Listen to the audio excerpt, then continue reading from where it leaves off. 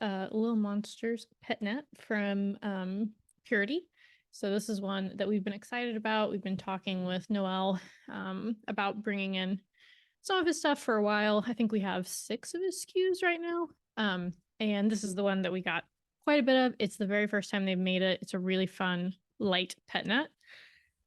But still, well, light and, well, talk about the texture in a second. But the color, I know you guys like more reddish sparkling. We've really had a lot of good feedback about that. So I thought this would be a really fun one for the club. So that is definitely what the color is. It's super like cherry red.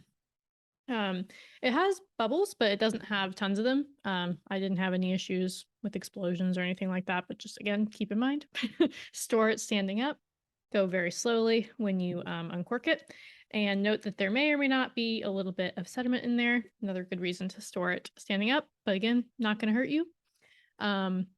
Sediment is part of the natural wine world. So on the nose, super like juicy, but also kind of candied at the same time. Cherries, a little bit like a cherry Jolly Rancher. There's some like earthy notes to it. I think it's a little bit like rocky. Exactly what type? Like I don't know, kind of like a wet rock maybe. Berries for sure, especially towards the bottom, like darker fruit, raspberries, cranberries, plums. Just a lot of very, very fruity and super ripe. So on the palate.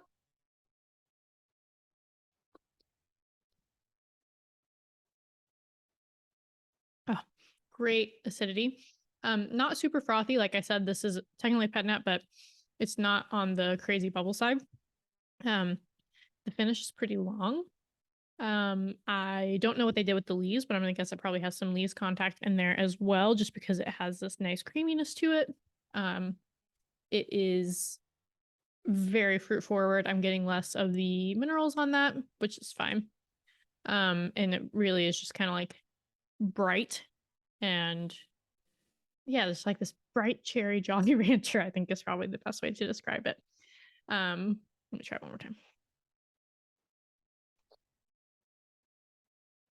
And really tart too. I meant to mention that initially it's like super tart, but then it has like a creamier finish. So those two things together make it really nice for pairing. And you could actually go between the acidity, it doesn't really have any tannin, but between the acidity and the fact that it is like a Carignan a little bit deeper, you can go somewhat into the red meats here. So another reason I like it for the fall, could put it with pork, could put it with like lighter beef dishes, tapas trays, jamón, serrano, stuff like that. All those things could be right, but honestly, it's also just great by itself. Low ABV, only 12%.